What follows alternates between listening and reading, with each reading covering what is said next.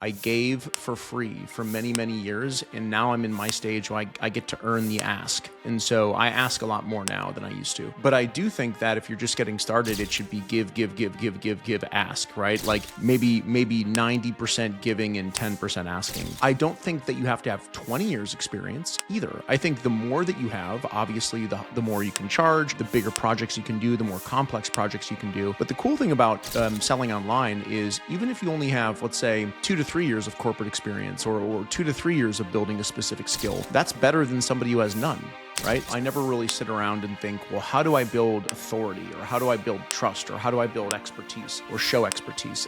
What I generally think about is how do I establish whether or not someone is worth listening to or following. And so what I've generally found when I consume content is that the people I like to follow are problem solvers. Today's guest is one of the most influential solopreneurs on the internet, so much so that literally his name is synonym of the concept. After leaving the corporate world in 2019 due to burnout, he reinvented himself and built a one-man business that has generated over $10 million in revenue without employees, without offices, and no investors. He grew his LinkedIn following since 0 to 700,000. Entirely organically, posting once a day. His content literally has become a blueprint for thousands of creators, me, myself included. More than 30,000 people have enrolled his courses, the LinkedIn operating system, the Content OS, and of course, his famous weekly newsletter reaching nearly 200,000 readers, considered the #1 LinkedIn content creator in the world. Thank you very much, Justin Welsh. Hey, it's good to be here, man. Thanks for such a nice introduction. I appreciate it. Really appreciate your time. Going right to it, I wanted to ask you what's your take on, for content creators, of course, high ticket versus low ticket. High ticket meaning, let's put an example, $5,000 product for 20 people, or let's say $1,000 product for 100 people, or vice versa. What's your take on that? Yeah, I think it depends, right? I don't think there's one single right answer. I think for example, my approach to this was to start by creating products and services that were affordable for everyone. And what I call those is sort of my trust tripwire, where if I can get somebody to pull out their credit card and spend, $50 or $75 with me one time, and I can deliver a really premium experience that they're not expecting at that price point, then I know down the road, as I create additional products and services, I should theoretically be able to move those up in price and get people to feel more at ease spending more money over time. And of course, while still delivering more and more value. I think if you're just getting started and you have a really specific skill that you've honed your expertise in over 10, 20, 30 years, maybe high ticket services is the right way for you to start. I think ultimately what you're looking at is what kind of products are you building? What size is your audience? And a lot of those things will intersect to tell you, am I low? Am I medium? Am I high? I don't think there's one right answer, but that's how I started. Oh, that's awesome. And double clicking on that real quick, do you think can anyone monetize their knowledge, or is it only for industry experts? You need to have some know-how?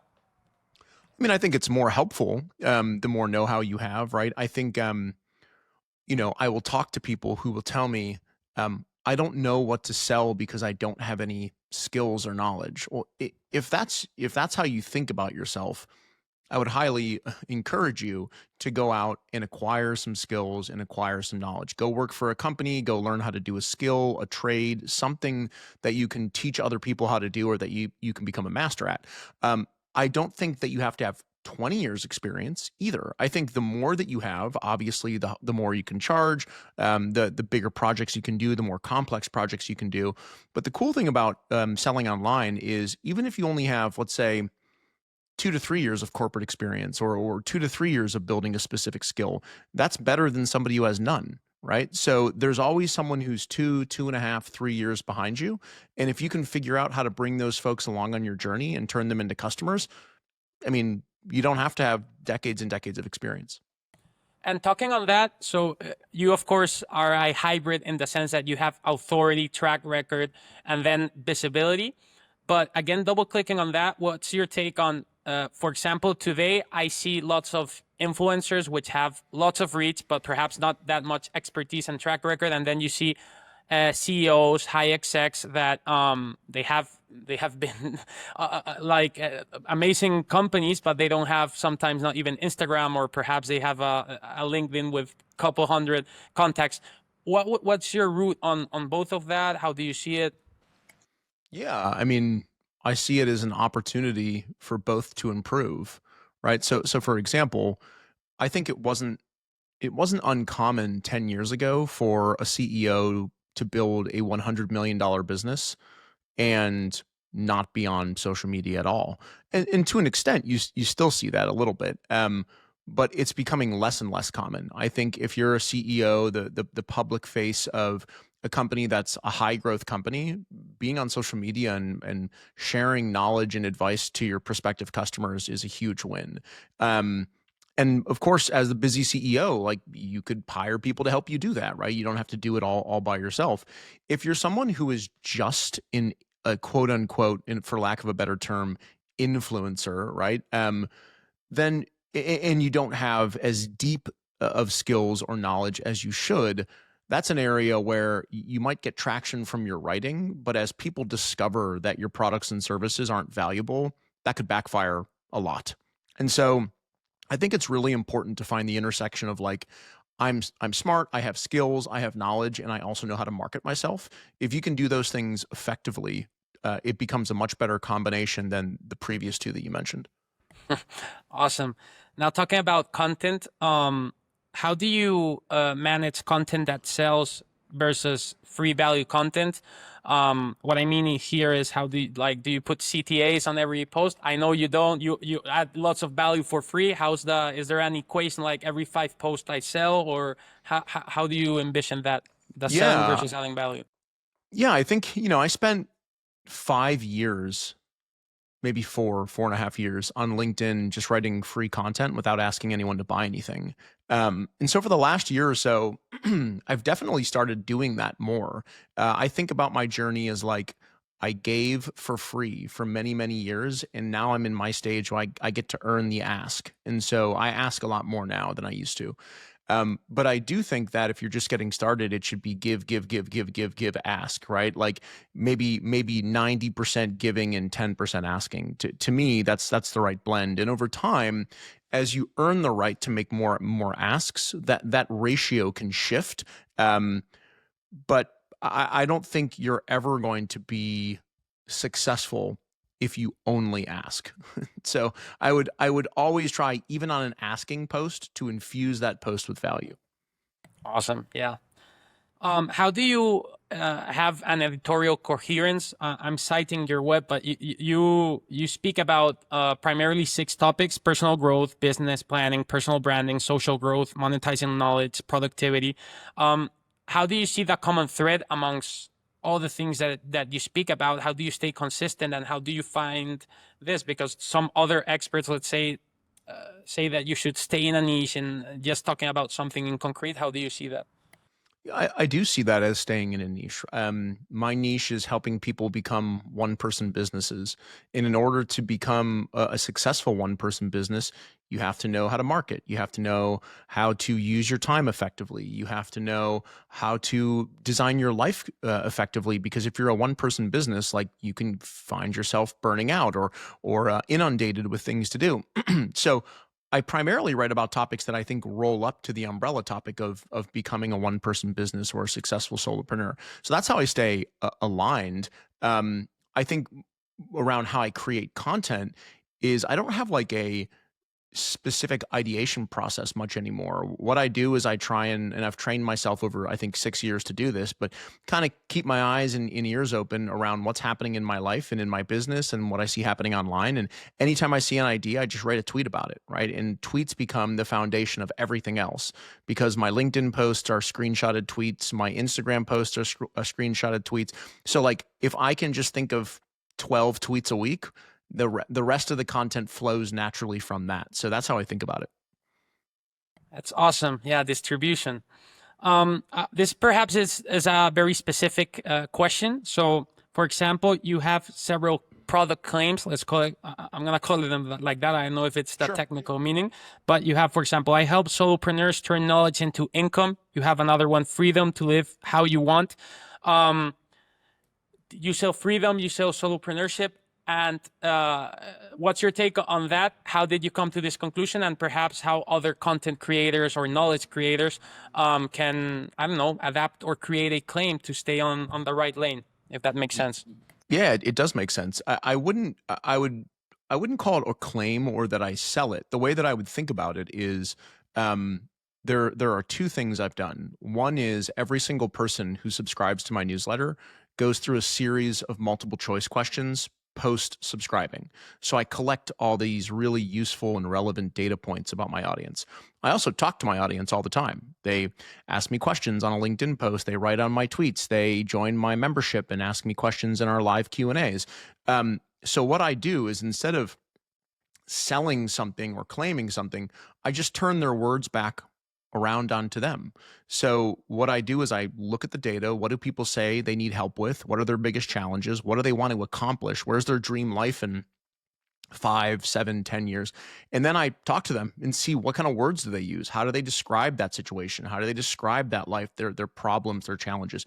And those sort of, if you were, for lack of a better term, kind of quote unquote claims, is just what people say to me. And I use their language because I want them to know that I'm listening and that I'm focused on the challenges that are most important to them. Awesome.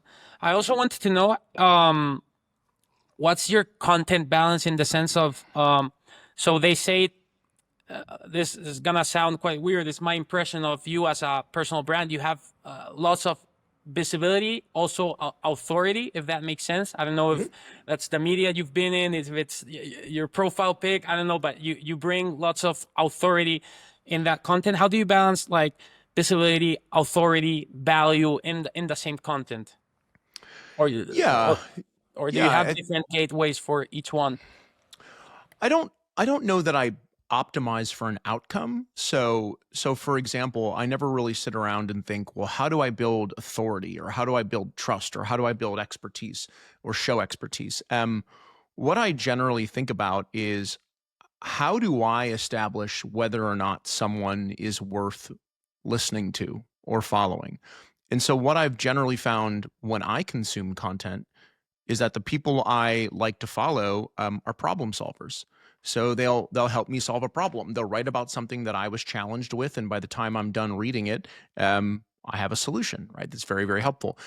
Oftentimes, they'll just make really interesting and thoughtful observations. They'll observe something that I hadn't observed, and I'll think, man, that's really a good observation. Or they'll be contrarian and they'll say things like, here's what I hear from most people. This is why I don't think it works. Here's what I do instead, and here's why I think that works. So it's like, oh, okay, I would have normally gone down this route, but now I'm kind of interested in going down that route. So I've thought through all the different ways that people communicate via content to me that I ingest willingly and excitedly, and I've decided to kind of reverse engineer that. So you might often see observations, contrarian takes, step-by-step guides, how-tos, future predictions, breakdowns, because that's what I like. And so again, never really optimizing for like, oh, this one's going to establish expertise or this one's going to build trust. It's just in aggregate, as an aggregate total outcome of pushing all that content out. My hope is that people will say, oh, I like this guy. I'm paying attention to him. I like what he writes. And then my goal really, if anything is going to establish expertise, it's going to be my newsletter, because that's where I go longer on specific topics. So my goal is always to get people from short form to long form. Awesome.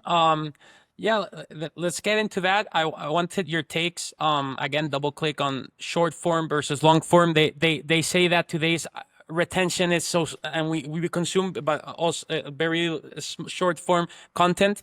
But on the flip side, we have, of course, Substack, we have podcasts, we have all of this. What's your take on that? And yeah, and also, you don't, I believe you don't have a YouTube channel. Also, if you can address perhaps why not, if that's strategic, if it's. Yeah, sure. So, I mean, I think that if you're going to be selling a service or a product online, long form is just the easiest way to show off your expertise. You get to go obviously deeper. You get to become more complex. You control whether or not, at least it gets into somebody's inbox, right? You're not throttled by an algorithm or trying to figure out why only a fraction of your followers are seeing a piece of content. So all of that is kind of removed with long form. So you get that removal, and you also have the opportunity to show off your expertise. Does that mean that everybody has to have long form? They certainly don't have to, but I would think that it would be a very valuable part of online selling. And the difference I see, and I'm not trying to suggest that my newsletter is somehow the apex of newsletters or the best newsletter out there. I don't think it is. I think that I try and do something a little bit differently than a lot of other folks, which is most newsletters that I'm a part of, when they're delivered to my inbox, it feels like somebody's selling something to me. Whereas I want my newsletters to come across as strictly free value. Here's a tremendous amount of free value. And oh, by the way, if you happen to want to go deeper on this topic, I have something you can buy whenever you're ready. If you don't want to buy it, and you just want to receive free value from me every week for the rest of your life, you have a choice. And so that's sort of how I think about that. When it comes to YouTube, that is a lifestyle choice. So I like being on video. I don't mind being on podcasts, and I like to speak on stage, and I like to be a guest, but I don't particularly like turning the camera around on myself and speaking in creating videos. I don't want to do editing. I don't want to do captions. It sounds like a lot of work. And so I just don't do it. And I think the outcome of that is, while it may be more difficult to quote unquote get to know me, I do think there's a little more, you know, maybe I keep a distance a little more, and that it could be potentially intriguing. I don't know if that's true or false, but sometimes I think about that. 100%, Justin. That's the me as a follower. That's exclusivity. Like that's the vibe I got, and yeah. Also, you're quite contrarian in the good sense of the word, because we also have lots of experts saying that, for example, it's necessary almost to humanize content, and the way to humanize is through video. What's your take on that? Have you been able to humanize through newsletter, through text? How do you see that? I think so. I can't confidently say that because I don't necessarily have a way of capturing whether people find me to be, human or humanizing. At the same time, I don't know that I necessarily want or believe that is necessary, I guess, at this point in time. Part of what I've always enjoyed about being online is that I think you can take almost any best practice and prove it wrong. Everybody told me you can't do low ticket, you have to do high ticket. Everyone says you got to be on video. I've done writing. And as I look at what everyone says you have to do, I found that by not doing those things, I've been able to build a much more successful business than a lot of the folks telling you that you have to do those things. And so my ultimate goal is to do the things that I like to do, and to stop doing or not do things that I don't like doing. So I don't want to sell $5,000 things, and I don't want to be on video. So I'm not going to do that. Awesome. What's your take on controversy? Do you think, for example, LinkedIn has a very corporate editorial line? Do you think there's some lines, red lines to draw in, like politics or polarizing subjects? Do you think we should be free? And I don't know, how do you see it strategically also, of course? My thought is, like, I don't necessarily want to wade into politics, for example. 50% of people here believe one thing, and 50% of people here believe another. And if I spent all my time shoving my beliefs down people's throats, number one, I don't know that would help them become successful solopreneurs. So that's out, right? And number two, it would probably be a foolish strategic move to eliminate, half my customer base in a time where people tend to hate everyone else who thinks differently. So I don't find a lot of value in politics in my content. I have my own personal beliefs behind the scenes, but I also have friends and family who run the gamut politically. So to assume that someone is bad because they don't agree with me on a particular topic, like, I just don't believe that, right? I think most people are inherently good and they just have different philosophies on how to fix problems in the world. And so I don't want to start fights with people for no reason. It doesn't help them achieve the outcome that I want them to achieve. So for me, politics is out. But for someone else who maybe politics is a big part of their brand, like, of course, yeah, go for it. Just, don't be surprised when you find yourself in an uncomfortable situation. Awesome answer. Really like how you you saw it in the ROI perspective, 50% literally in all countries. Um, yeah, what's your take on documenting versus creating content on an expert perspective? For example, people should they like create content based on their vulnerabilities and learnings and this and that, or should it be more a perspective on an expert and add value? I don't know if that makes sense. There's a trend now in LinkedIn, at least in Spain, where people like the algorithm puts you up if you're saying I failed or I did this. So I don't know what's your take on that? Yeah, I think vulnerability has its place, but vulnerability for the sake of being vulnerable is inauthentic, right? If we're being vulnerable because the algorithm likes vulnerability, then how vulnerable are you actually being? Number one, and number two, vulnerability as a standalone is not particularly valuable.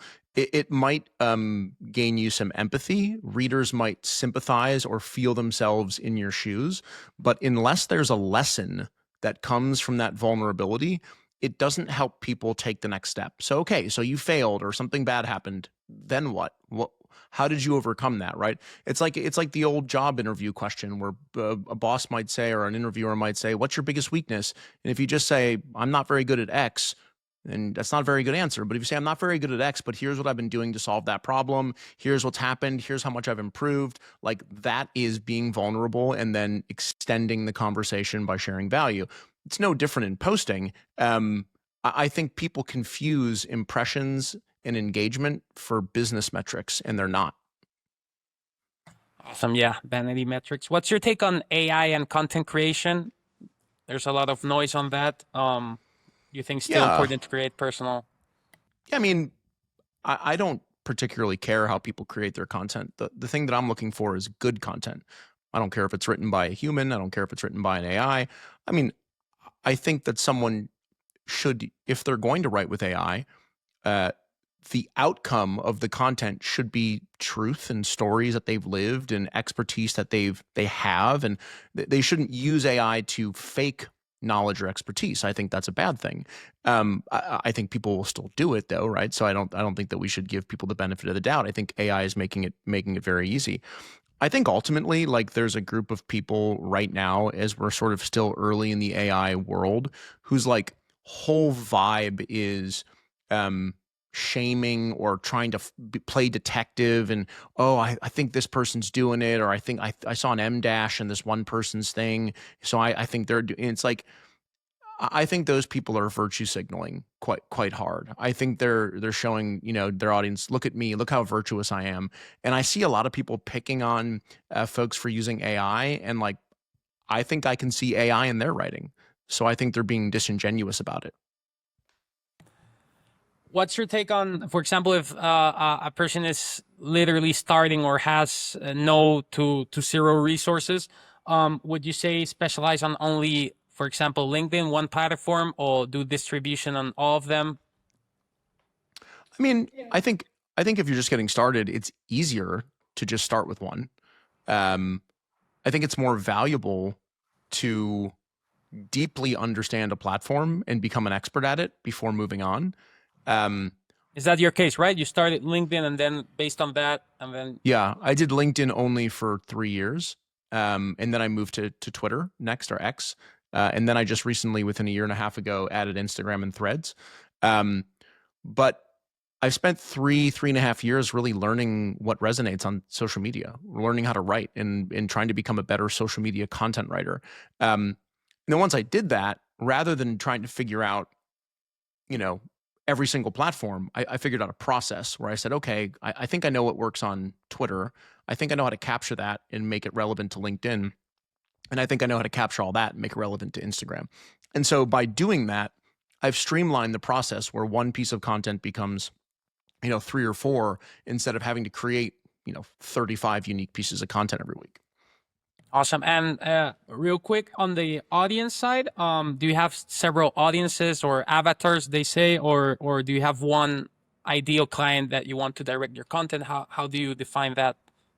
And is that important even, I mean, yeah, it's important. I mean, I have probably 3 different audience avatars. One is the beginning content creator. So, somebody who's essentially just getting started creating content and trying to be seen as some sort of thought leader. I think number 2 is we have somebody who is a thought leader who is just starting to create revenue or build a business. So they've got the audience, they understand what people care about. They don't know how to monetize. They're trying to figure that out. And then I have, 5 and 6 figure creators who want to go to be 6 and 7 figure creators. And they need to understand the systems. They need to understand the automation. And so I think that kind of overarching covers the 3 different audience personas that I have. But if I think about sort of how those are broken down, I would say it's probably like 70, 20, 10, right? So most of my content is still aimed at helping people figure out how to market themselves because the monetization comes second. Awesome, Justin. We're finishing now. Thanks for the masterclass. We're going to be finishing with some rapid fire questions. Cool. So the first one is, what's your takes on building something bigger than yourself, but depending on your personal brand and your name? How do you envision that? I think right now, if you build a business around a personal brand, as people probably can imagine, there is less what I would call exitability from that. It's harder to sell that, right, than it is a company or a company name or company's assets. I think that's changing. I don't have any data point to back that up. It's a hunch more than anything. I think we will see creators exit their brands to relevant companies in the next 2 to 5 years. I think that companies will understand, I'm just using this as an example. I'm picking a name out of a hat, right? So don't see anything with this, but like some company that builds a product will say, oh my God, if we controlled Ali Abdal's, social media profiles, right? I know Ali, he controls his own profiles, but in this example, they might say, oh, that's worth $5 or $10 million over the next, 5 or 10 years to the business because we could point all of that content towards growing our business. And so I think you'll see people doing that. 100%. We saw Joe Rogan, right? With the Exit podcast, right? Yeah. Okay, next question would be, are we going to see the first solo unicorn founder entrepreneur? Soon? I think so. The problem with most solopreneurs is that they're not really solopreneurs, right? They use their face of the business to say it's just me, and then behind the scenes there's lots and lots of folks. I'm not one of those. It's just me. My wife helps me. My wife helps me edit my newsletters, and every once in a while she'll help put together an in-person event or something like that. But it's just me and my wife. I don't have any content creators or newsletter writers or anything. I just prefer it that way. I managed people for many, many years. I think someone will hit 100 million. I don't know if someone will be able to hit like $1 billion business just solely by themselves, but it'll be interesting to see it happen if they can do it. So what's the best investment in your life and the best investment you've made for under 50 euros? Oh, wow. That is a good question. I'd say the best investment for under 50 euros, I have 2. I have these reading glasses that I'm wearing because I can't see much anymore, and so those have been super helpful. So I bought like 10 pairs and sprinkled them around my house so that I'm not blind. And I really like this book. This is like not a plug. I have nothing to do with this book. It's called Write Useful Books by Rob Fitzpatrick. Awesome. He literally wrote the book on how to write useful books, and I'm recommending it. And that's exactly what the intention was of his thing. So that's another one that's under 50 euros. That's super helpful. I would say. Outside of that, man, what's like my best investment ever? I mean, more so than anything, especially now, knock on wood, is like the stock market. My wife and I, we don't buy a lot of stuff. Like we're not stuff people. We don't have jewelry or fancy clothes or anything like that. We invest everything that we make into the stock market. That's been my best investment. Awesome. What do you think it's the greatest invention in human history and the greatest invention in human history for the past 20 years? So human history and the past 20 years, greatest invention. I mean, for the past 20 years, I'd say AI is pretty darn impressive. I was pretty skeptical when it came out, and I think it has certainly changed my mind with the power of how fast I can do things and how often it solves problems for me.